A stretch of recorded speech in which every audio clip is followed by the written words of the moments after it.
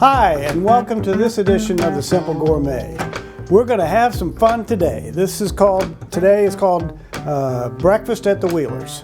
Now, normally during the week I don't fix a fancy breakfast, but in this house on Saturday is our big breakfast day, and I like to make a nice breakfast for my wife and myself.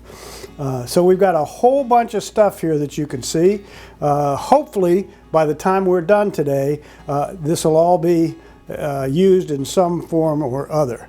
We're going to do a couple of quiches in the oven. We're going to do some omelets, and even a little home fries, or, well, home fries is what they're called. Hash browns are when you've sliced it or shredded the potatoes. Home fries are when you've got them cubed. I've got them cubed. So we'll do that in a minute. But the first thing we're going to do is get started on a bacon hash brown quiche. So I've already got about 4 slices of bacon. This is thick cut Applewood smoked bacon from Hannaford. I got 4 slices of this that I browned earlier. I've got some tater tots. The recipe that I researched for this actually calls for shredded potatoes, and I wasn't able to get those, so I'm going to modify a little bit, and I'm going to use hash browns. It'll make it a little bit different, but it'll be fine. And then there's some cheese and some asparagus and some mustard and a bunch of stuff that goes in here to make it all good. So one of the keys to figuring out if your pan is hot yet is to go, and now it's more or less ready. So I've got about 8 ounces, half pound, half a bunch of asparagus. I trimmed the ends off, and then I cut it into about 2-inch pieces, at least as much as I could. You know, a long time ago, of course they always say that you should trim the woody ends off of the asparagus stalks. And when I was a younger cook, I used to take each one and bend it like this, and then where it snapped is where the stalk was no longer woody. In my dotage, what I've done is I just go about 1/3 of the way up the stalks, take the whole bunch and cut them with a knife, and it gets the same thing, and it's a whole lot quicker. So this is the bacon fat. It's about 2 tablespoons of the fat. I drained the rest off. But this is about 2 tablespoons of the fat from the bacon that I cooked. And we're going to just give this a couple of minutes to start to get tender.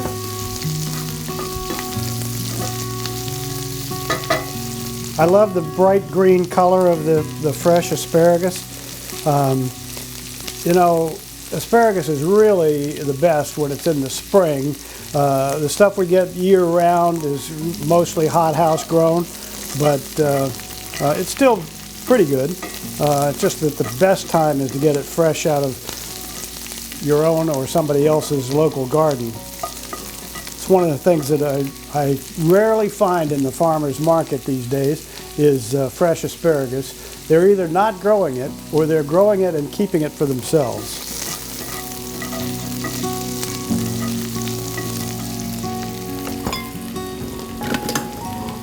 So I'm going to take this out.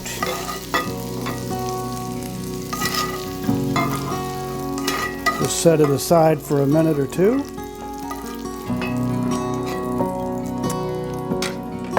Then I'm going to add the so-called hash browns / tater tots. And you can see if this were the shredded potatoes, you'd have a much different crust. And by the way, this is going to be, we're going to blind bake this crust. We're going to add a little salt, and this is kosher salt, about a ½ teaspoon, and some pepper. Fresh ground pepper is always best.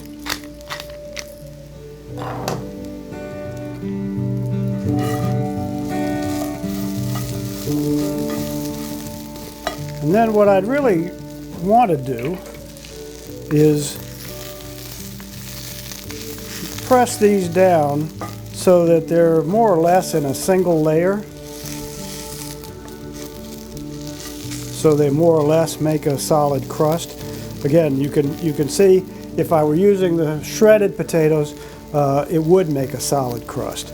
So as it's going to be with this variation, there's going to be some egg that comes all the way down to the pan, but not to worry. So then we just scatter the bacon over the potatoes, and that hopefully will fill in some of the cracks that I mentioned. And now we'll get it in the oven. We're going to put it into a 375-degree oven. We're going to bake that for about 20 minutes or 30 minutes until it's golden. All right, so now we're going to make our egg mixture. So I've got 6 eggs. These are, by the way, donated by Rockin' Sheep Farm in Livermore Falls. My friend Robin owns the farm, and she raises chicken for eggs. She also has meat for sale. I know she's got lamb. She sells all kinds of wrought iron things that she makes, and she sells lamb meat. I think she sells pork. I know she sells bacon. So give her a shot. Give her a try down in Livermore Falls. You can like her on Facebook. It's Rockin' Sheep Farm, and that's where I get all my eggs. But these, thankfully, were donated by Robin. So we're going to whisk the eggs together, and then I've got a couple of about a tablespoon or so of Poupon mustard. We'll whisk that in, and then we've got about 3 or 4 ounces of Gruyere cheese that's grated. Gruyere is a cow's milk cheese. I believe from Switzerland. It's a very kind of buttery, wonderful, semi-soft cheese. I'm going to whisk in these asparagus spears that are slightly cooked.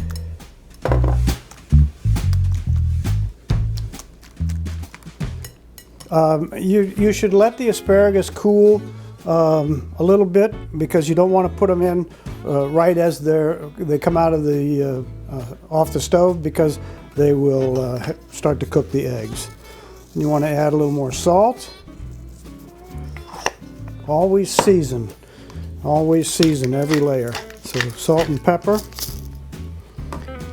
Get that in, and some scallions.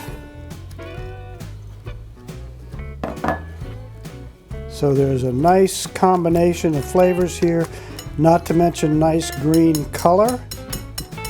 So look at that. So we're going to set this aside and wait for the crust to finish cooking. And while we're waiting, we'll do something else. So the something else is a baked asparagus omelet. So I've got, again, more of that same asparagus bunch that I got, and I've got 3 ounces of Havarti cheese that's cut into cubes, and I've got 5 large eggs, a little more than a cup of half and half. Even though it says baked asparagus omelet, it does tell me to slightly cook it first. So I'm going to take a little bit of olive oil. This is the special olive oil. My daughter and her husband spent a month in Italy this summer, or this fall, and she brought me back this bottle of really nice olive oil. So in this house, we have 3 different levels of olive oil. We've got the everyday olive oil that I use from Hannaford. I've got a nice olive oil that's a little better that I got from an Italian market online, and then I've got the best of the olive oils in this Dallovio. I don't know. I'm not Italian, so I don't know. But we're just going to stir this in.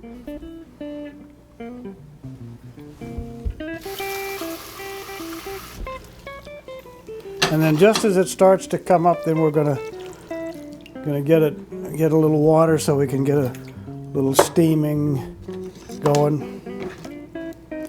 And you'll notice that unlike the other quiche that we're doing, this keeps the asparagus spears whole. So they're going to be nicely arranged in the pan so that it's just a different look, but it's the way the developer of this recipe called for it. By the way, I got these recipe from it's a place called myrecipes.com, and so I'm varying off of those recipes as I usually say. A recipe is something that you use to start from or to vary from. So that's what we do. Flexibility is the key to good management. So we're going to just get these crisp. Spray this pan with a little bit of cooking spray. You could also use butter. This is avocado oil. Now, I hate to say this, but I'm going to turn my back to you because I need to drain this and rinse it with cold water.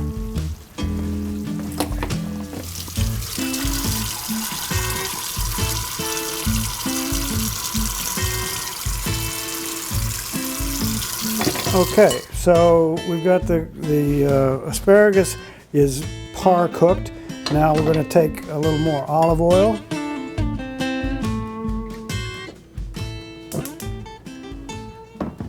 And take a shallot and just saute that for a minute or two. I've used almost every bowl I have in the house today.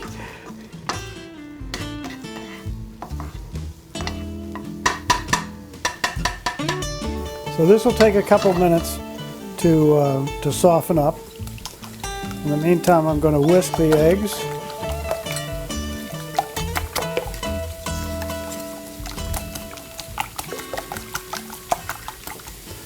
I'm going to add my half and half. I also should have pointed out the color of the yolks on these eggs. You compare these to grocery store eggs, and there's just really no comparison. Fresh eggs are just so much brighter and vibrant because they're fresh, and they don't they're not losing their freshness while they're in transit from wherever the egg farm is to the grocery store. While that's finishing up cooking, I'm going to make a nice little pattern in my pan. Lay these out nice and straight. And if you were using a round pan, you'd want to make a nice round pattern. But I'm using a square pan, so we're just going to go in a straight line.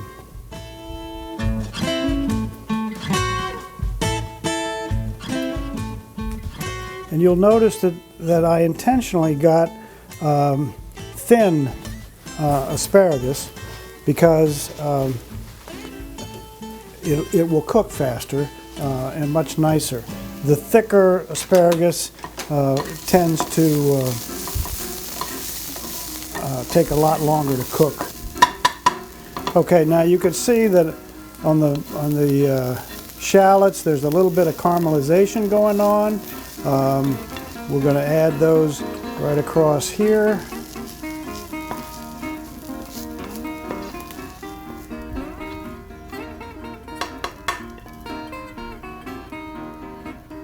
And again, the reason I don't put them in the pan with the eggs is because I don't want the eggs to start cooking with the heat from that.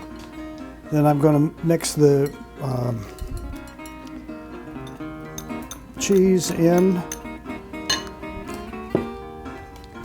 Now this is Havarti cheese, which is a Danish cow's milk cheese.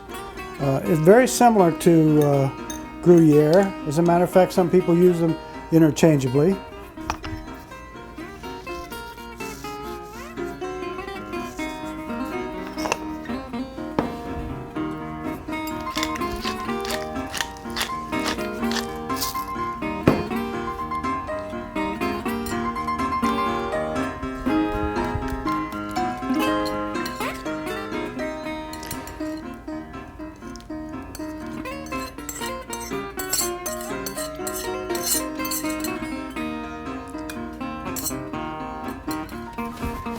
And then I'm just going to sprinkle a couple of chives and scallions, just to add another little piece of green color. Now I'm going to put this in the oven.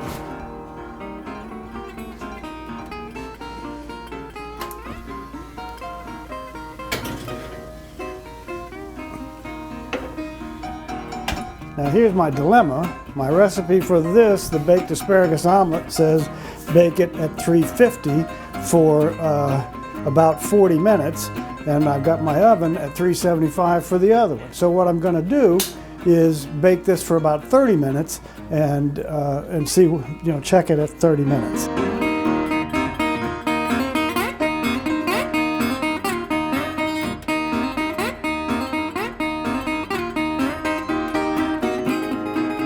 Okay, so I've got those two quiches. Actually, technically, it's one quiche and one baked omelet, but whatever. We don't get hung up on technicalities around here. So we've got those in the oven. We're waiting for them. They've got another 20 minutes or so to go. So I'm going to do a couple other things. If you know anything about me, you know that I like Italian food. And so I'm doing a kind of an Italian twist on poached eggs. So I've got a couple of slices of prosciutto that I've gotten from the Hannaford Deli. When you're in Farmington anyway, you have a couple of choices for prosciutto. You could go to the deli and you could ask them for however much you want, and they're very nice, and they'll cut it as thin as they can cut it, and that's what you want to tell them. You want it as thin as you can get it. But you could also go across to the counter across the way from the deli and buy already packaged prosciutto, and it will be paper thin. And I chose not to use that today because it's really hard to handle. You got to carefully peel it off the paper. They've got a piece of paper between each slice, and it's a little more difficult to handle. Okay, and then I've got some sliced mozzarella cheese. You could use fresh, I think, but it's a little more expensive, and I'm not sure that it would be exactly the same. Then we've got some water that's on the stove and just coming to a simmer. So we're going to turn the heat down, and again I've got two more really fresh eggs. And by the way, there's vinegar in this water. So I've got a third of a pan of water in here and maybe a tablespoon of vinegar. The vinegar helps the egg whites coagulate and stay together. The other thing is that the fresher the egg, the better it stays together. And you'll notice that I have these eggs in little bowls. That makes it a whole lot easier to pour in. Instead of cracking the egg here and dropping it in, it makes it easier to get the eggs in the water. So this is about a 3-minute operation for that. In the meantime, I've still got my warm pan there, and I'm going to take some cherry tomatoes that I've sliced, just sliced in half.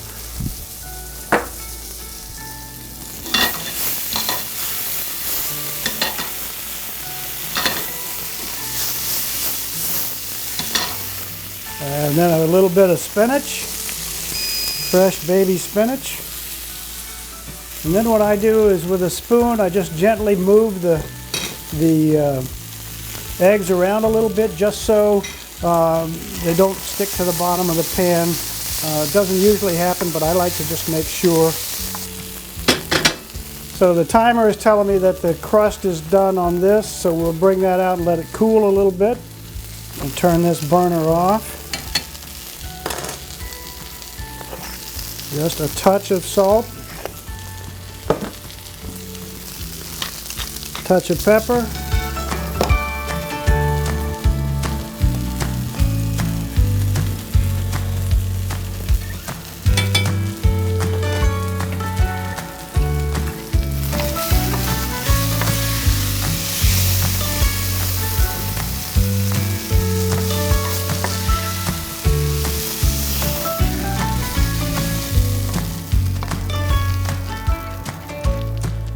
Now, you always want to use a slotted spoon when you're taking your poached eggs out of the water.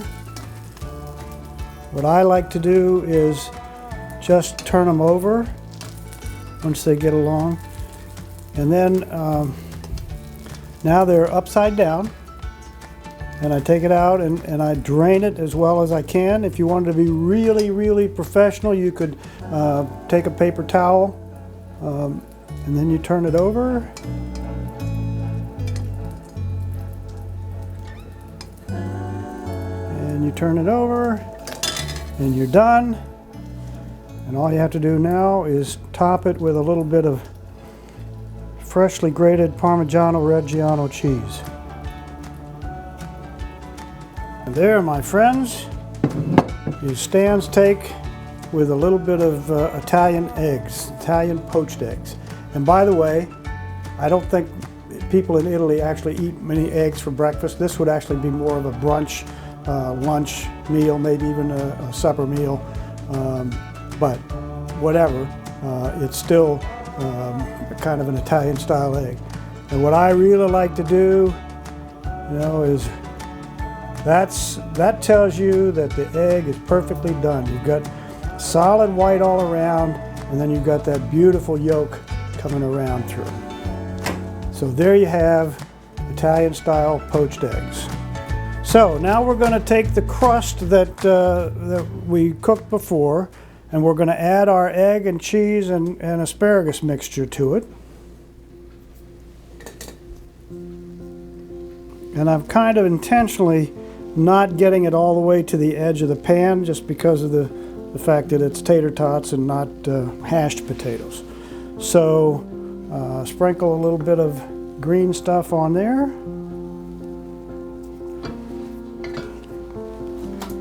Back into the oven we go for probably 20 minutes. I told you earlier that most Saturday mornings I cook breakfast for both my wife and myself. One of the things that I do all the time is home fries.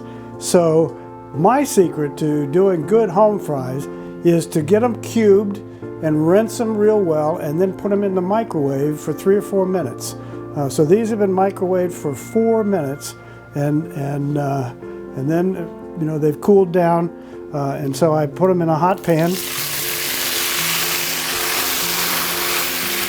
And there's a little bit of water that was in the pan so that you get that nice bubbly steamy stuff. And the fact that you've cooked them first, you know, that's one of the secrets in cooking French fries that most fast food places do, is they cook them twice, cook the potatoes twice. So I'm going to add a little garlic powder. And I'm going to add just a touch of red pepper, just gives it a little bit of a kick. Oftentimes I'll add some onion to this. Not always, but sometimes. So there's the baked omelet. It's a little brown on the outside, probably because it was cooked at a little higher temperature than they wanted. But look how the eggs have puffed. Just beautiful. So we'll let that cool for a little bit.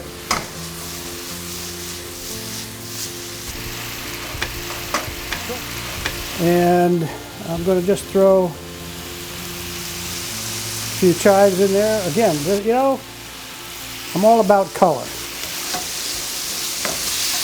And oftentimes I would, take an onion or half an onion or something and cut that up in a small dice and add it to this pan like this. And what you do with that, you want to do that as they're cooking, closer to the end of the cooking.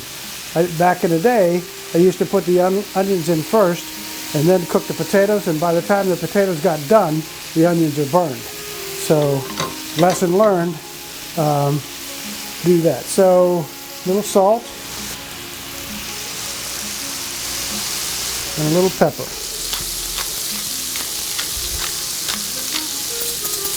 Now here's the thing I want to talk to you about for just a minute, and that's the difference between this kind of pepper, just ground black pepper that you get in a little metal tin, and this black pepper that you grind yourself freshly. So I buy these as whole peppercorns and then grind them like that.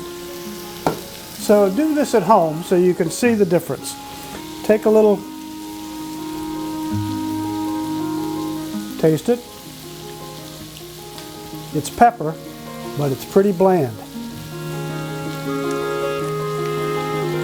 That's pepper, and it's a lot sharper and easier, not easier, but a lot better taste. So that's the reason why you see most people use fresh ground pepper. The only time I use that pre-ground pepper is if there's a pretty good quantity that they ask for. So I'm going to turn the heat way down on this and just let these continue to crisp up and brown. So now the other thing we're going to do is an omelet or so. I've got a couple of Robin's fresh eggs. We got about a tablespoon or so of sour cream, light sour cream in this case. You could also use, yep, it's sour cream. You could also use cream, or you could use nothing if you want. Just get that incorporated really well. It just makes it nice. It gives you a little creamier omelet. And I try to whisk the omelet until it's fully, all of the egg is fully incorporated in. And then you want to season.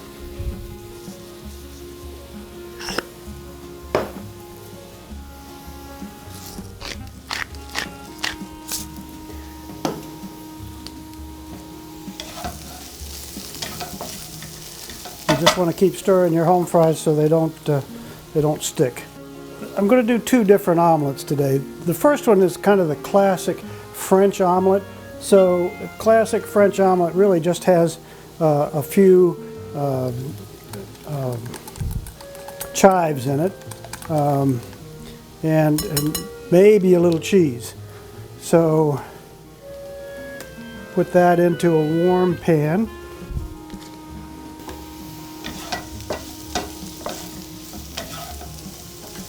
And this pan is starting to dry out a little bit, so I'm just going to put a little more olive oil in it.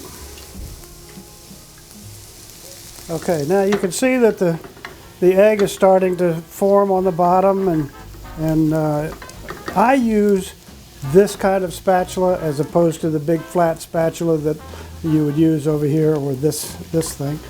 And then you just kind of go around the edges, and then you tilt up an edge and you put that in and let it slide there.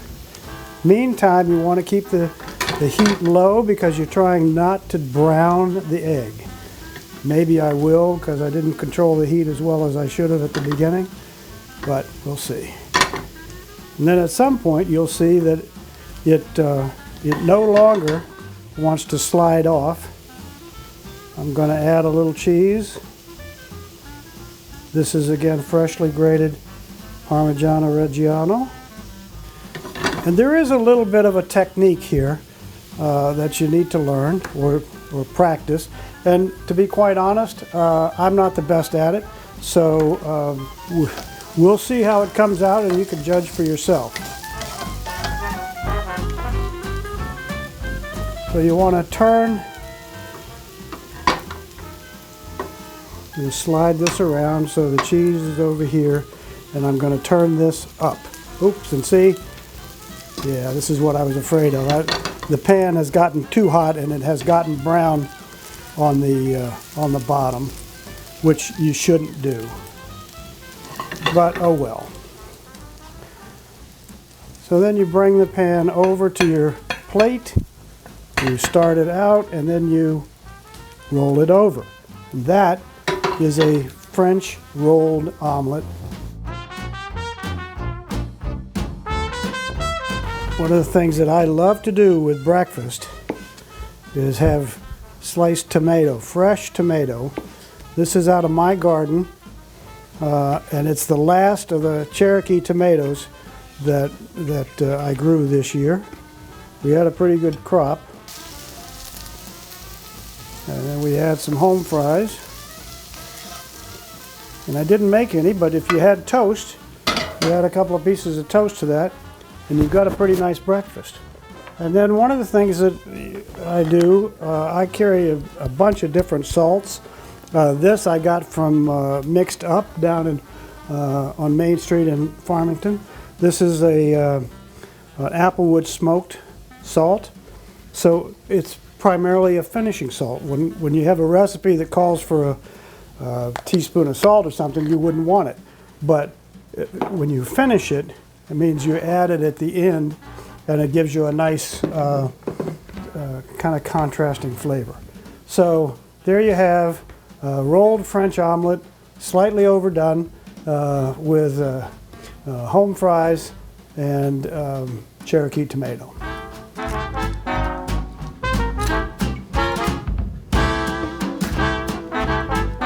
Okay, the last omelet we're going to do this morning is just an omelet. Plain old simple omelet. My wife and I have had the pleasure of taking a couple of cruises on Viking River cruises, and I really enjoy that, partly because we got to go to places that we have never been, but also I don't have to cook. We have all our meals provided for us. And so one of the things they do is they have a very nice breakfast bar, and part of that breakfast bar is the Omelet Bar. And so I like to go in, and they have an array of different vegetables that you can choose, and just all you do is say to the omelet chef in front of you, I want that, and that, and they'll take it and put it all into a pan, and then pour eggs on top of it and fix you an omelet. So that's what I'm going to do for this one.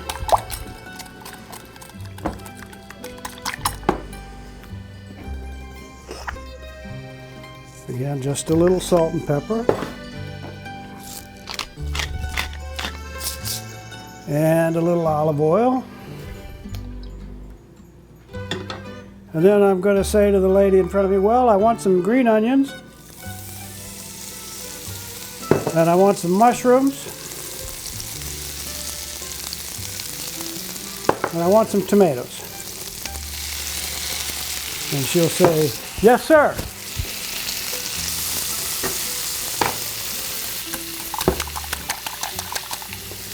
Then she pours a couple of eggs on top. And she lets them cook. So you let it cook a little bit. You can add a little cheese inside. Again, this is Parmesan Reggiano, which is aged Parmesan cheese that comes from Italy, and it has to be aged a certain time, and it has to be made within a certain place in Italy, or it can't be called Parmigiano Reggiano. It can just be called Parmesan. We just make sure the egg is cooked, and we slide it out of the pan. Throw a couple more chives on top to make it look nice. Go over to the other part of the area and get some hash browns.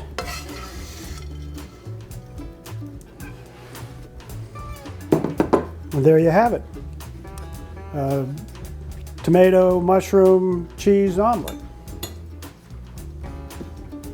So as you can see, I've got the baked omelet out of the oven already, and I'm going to take out the hash brown quiche. Look at that, kind of bubbly, and we'll hope it's done all the way through.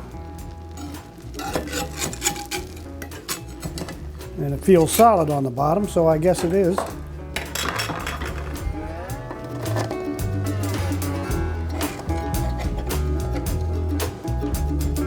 Now, again, I'm using a cast iron pan here, so I can cut while I'm in the pan with my knife, but even at this, you want to be kind of gentle with it.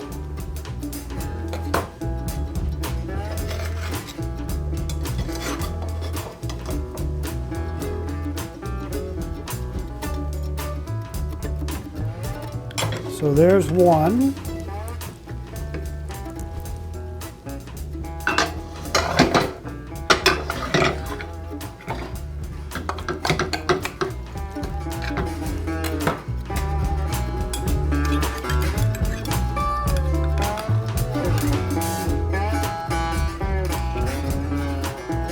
And there's the other. So we have a bacon, potato, asparagus quiche, and then we have a baked omelet also with some asparagus in it and some cheese. So that does it for today. We've done some poached eggs, we've done a couple of baked omelet dishes, we've done a couple of just plain old omelets, and that's kind of the variety of things you can do for breakfast or for brunch, or in this house we like to have breakfast for dinner sometimes. So I hope you'll try some of these things. I want you to remember that anything that I do on this show, you can do at home. These are fairly simple dishes. If you can read and follow instructions, you can do it. I want to thank Hannaford for their sponsorship and providing some funds for purchasing food. And I especially want to thank Robin Beck at Rock and Sheep Farm for her donation of these beautiful eggs. Look at the color of the eggs that we've got here. So I hope you'll enjoy these and give it a try. Thanks for watching.